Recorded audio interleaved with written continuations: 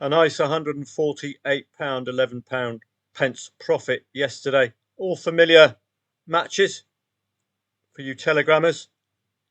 So if I can do it, you can do it. I have already withdrawn the cash. I will be spending it on a nice sizzler this afternoon. And a specialty coffee down by the beach. How about that? Lovely jubbly. Let's take a look at some of yesterday's plays. Just starting at the top, Kayserispor playing a red-carded. Genka Baliki leading 0-1. I was expecting the win for Kayserispor, but they only drew. So I made a slight loss on the draw, waiting for 50 quid, should they pull it off. Barcelona turned up, conceded first, boom. Pre-Champions League was a slight concern that they might have that curse that Chelsea had, that Liverpool had. But no, I was expecting or hoped for an Arsenal equaliser because then their expected goals against is so low, meaning they're not going to be conceding that second goal that often. Pre-Champions League for Newcastle as well. Walter Marder looks like he's going to be a bit of a star at Newcastle. The home fans are going to enjoy him. 2 goals already from him. Modena, Pescara, very, very strong home favourite. This was a personal choice. I went +1 and match odds. +1 to cover the draw if it ends 1-1. Well, this didn't actually. This created a break even. So I stumbled upon an interesting strategy here. I used a total stake of 80 quid, which is 2 times my 40. Laid over 1.5 goals to win that 80 quid. That was an £18 liability. £40 of that went to back Modena +1. At 1-1, I had an £18 profit here, which will cover your insurance, your break even there. Go off to the match odds market. I had a £23 green screen. So you see the picture. I can get a £23 guaranteed profit at just the 1-1. So that might be something for you to think about. But I waited for the winner. Again, validated by the in-play stats, which were superb for all Barcelona, Arsenal. If you were watching the match, even more so. Malmo. Another reliable coming from behind. Boom. Basel, I think laying over 1.5 goals. This £54, but I did lay over 2.5 goals, so it wasn't a loss. My loss here was 11 quid, which is 40 minus 51. The difference between 40 and 51. I laid over 2.5 goals, I think. I went in twice here. So we got a 0-2. I cashed out of the 0-2 because I was already on Basel 0-1 down. That produced a £15 loss, or about 11-12 quid loss. I went in again because Basel's stats were superb. So the way to go in again at 1-2 is to lay over 3.5 goals. Cover that 1-2 scoreline. Go for Basel in the match odds. And that's the reason for that £51 loss. But it was negated by a £40 profit covering the 1-2. So that looks bad, but it's not bad. £40 insurance covered that. Pisa and Fiorentina under 0.5 goals. £39.20 there. This was a technique I used, and it is risky because Pisa had the ball in the back of the net. If a side is dominant and at 0-0, I like to lay over 0.5 goals. Then I like to back a specific team in the match odds. If it ends 0-0, I get my money back. If Fiorentina win, I win 95 quid minus 33. So it's well worth the effort. But Pisa did have the ball in the back of the net. That is a big risk, particularly trusting an away side as well. Pisa newly promoted. Sturm Graz, Hartberg, not sure about that one, but I think Sturm Graz thoroughly deserved that equaliser there. Or a late winner. Freiburg, 25 quid. This was another late winner. Absolutely dominant. Fredericia, newly promoted. St. Truden and Genk. Again, the insurance and the profit. Genk getting the win. This was a red card again. Hoping that Genk would cross the line. Hanover, Arminia Bielefeld. I think that started the day, didn't it? £31 green screen there for for Hanover. Sassuolo Udinese. I think that was from the day before. Not too sure. Rakow Chester draws from the far show. Yeah, this was a lay the draw I passed on to members, and I'd normally lay the draw with a full liability. I went out to the shops, came back. Thankfully, Rakow scored. I was expecting an avalanche of goals, to be honest. These two have had averages of 3 or 4 goals per game. And this was a bit of fun for me. Jeju against Suwon. The level of football here in South Korea is just appalling. Absolutely appalling. This lot were leading 3-2. This lot had 10 men. This lot were absolutely bossing the match. Made it 3-3. I went for the win. Backed them. But they didn't make it 4-3, alas. I should have just laid Suwon at 1.25. But this is a problem us traders face. If you want to be trading leagues like this, the level of football is just absolutely appalling. There's no tactical nous or anything. It's a good old-fashioned hoofer up in the air. Whoever gets the ball, try to get it to one of your teammates and try to somehow get it in the back of the net. So a really good day yesterday. As I say, a nice return, £148 and 11p. Pretty much with all the matches I've shown you here. Got nothing to hide. Real profits in the real world. Looking on to today. And I've got AI buzzing, making some reports for members. And it's even picked up West Ham's managerial exit. So I'm delighted with that. Bang up to date information. This is probably the best area of the report. I won't be passing them on to yourselves, only for members of Football Trading Profits today. But you've had a good sample of them over the weekend. Thankfully, AI is delivering at the moment, so I'll be doing full reports on all of these. Midtjylland and Randers. Midtjylland are usually on my very, very reliable list.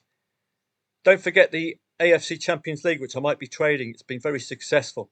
Your main angle in, an odds-on favourite at home from Qatar, Saudi Arabia or Dubai, conceding first, going on to win with about 3 hours of extra time until they do win in front of the very rich sheikhs.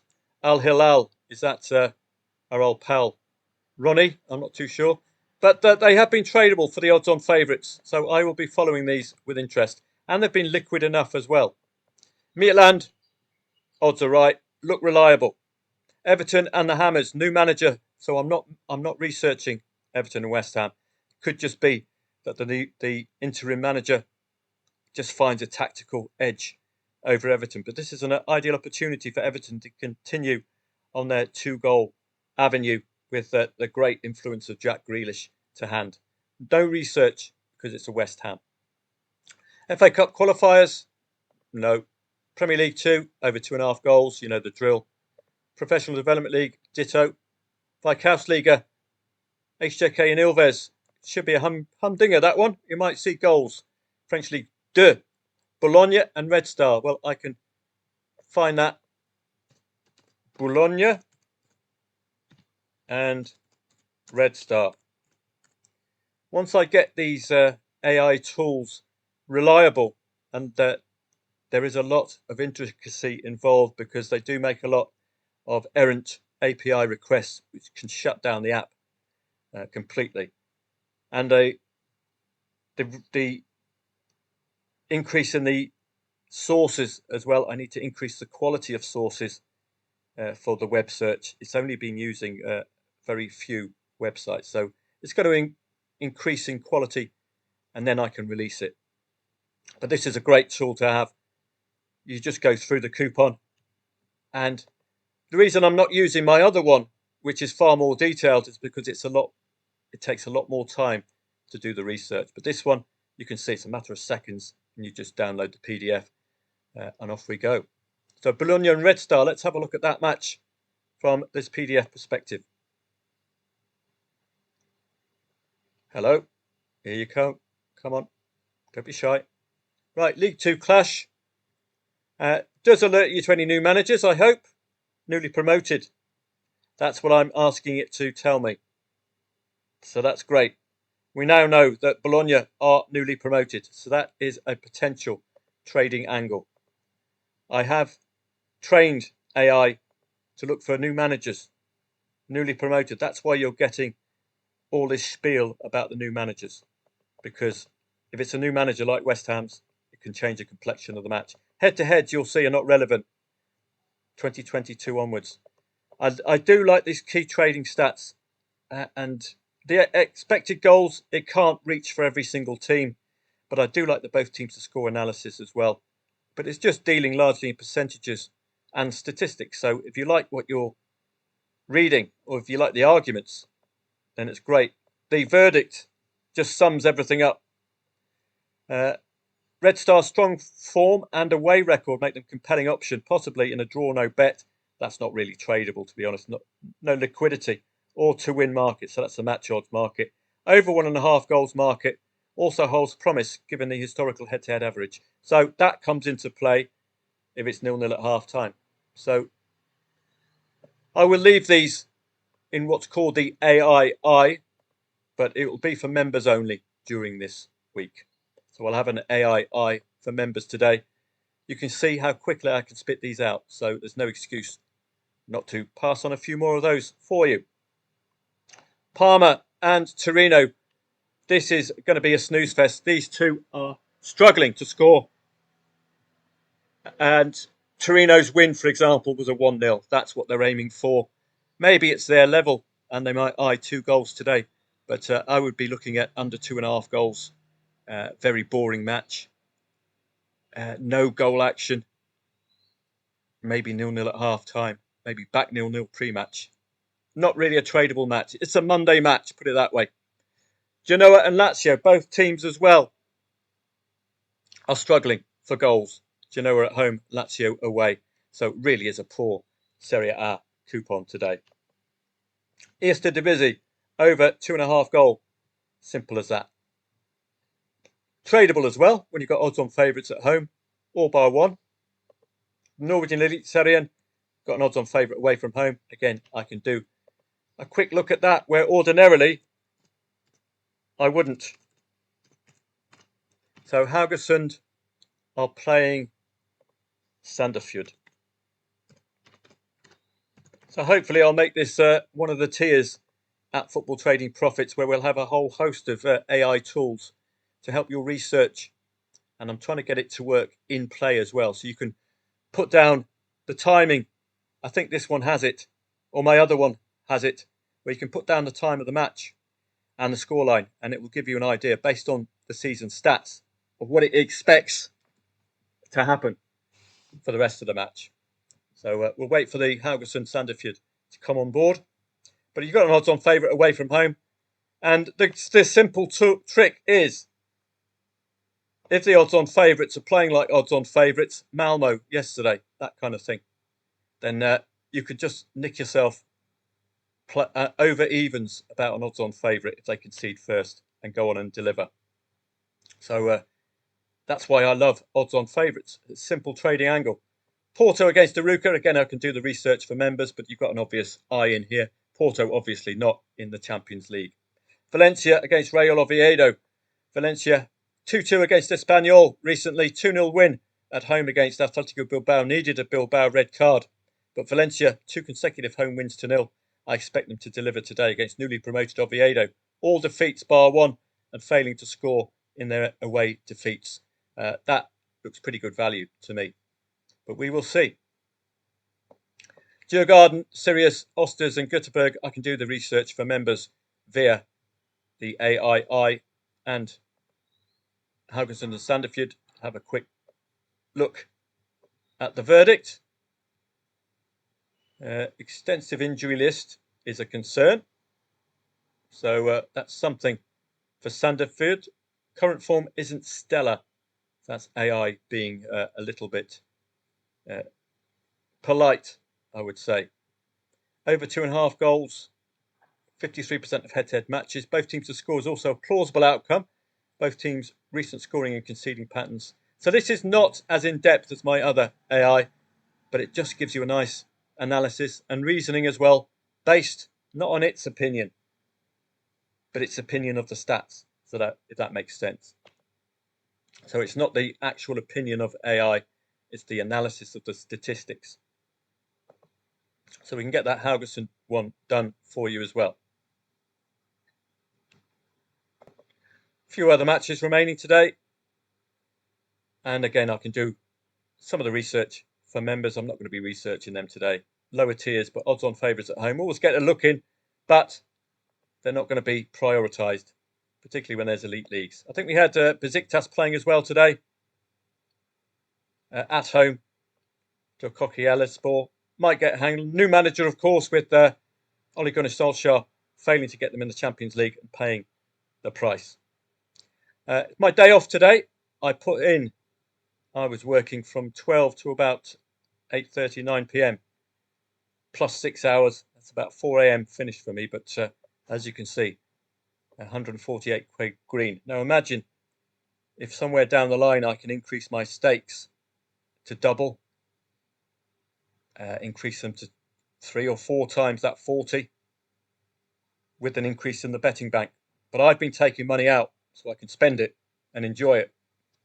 And then I start again this Monday. I put in a new initial amount, which will cover the liabilities for my first couple of trades. And then I work from there, as I did 2 Mondays ago. I put in 80 quid. By the end of the week, that turned into 700 plus. So I need the money. I am strictly following my own trades on Telegram, and they are delivering at the moment. So as ever I say, if I am trading on a day off, I might pop on Telegram, but I never do. I do tend to switch off on my day off. It is a very exhausting weekend mentally, having to keep up with all these stats. Have a great day. Champions League week this week. So I'll be doing some more AI research for you for the Champions League week. It's warming up nicely. It's an excellent tradable competition. So I'm looking forward to it. Have a great Monday. Famous last words. I might turn up on Telegram later on, but highly unlikely to. I do need a day off. See you tomorrow.